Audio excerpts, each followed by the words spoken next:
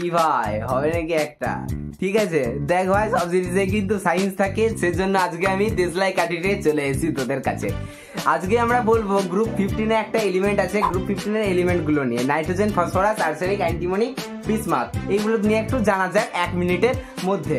এই যে নাইট্রোজেন হয়, তোরা কি জানিস জেনারেল নলেজের একটা খুব সুন্দর কোশ্চেন, বায়ুতে সব থেকে বেশি কোন গ্যাস থাকে? নাইট্রোজেন গ্যাস থাকে। কত পার্সেন্ট থাকে? 78%।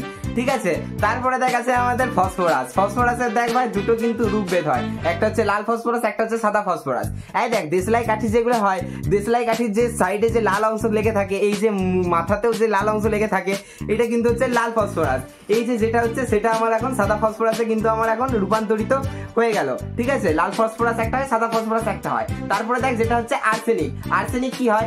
আর্সেনিক হচ্ছে সব থেকে মিষ্টি ভাই, আর্সেনিক সব থেকে মিষ্টি কিন্তু সব থেকে ডেঞ্জারাস। কেননা আর্সেনিক আগেকার দিনে যে রাজা মহারাজা বা মহারানী হতো, বিষ হিসেবে কিন্তু আমাদের আর্সেনিক ব্যবহার করা হতো।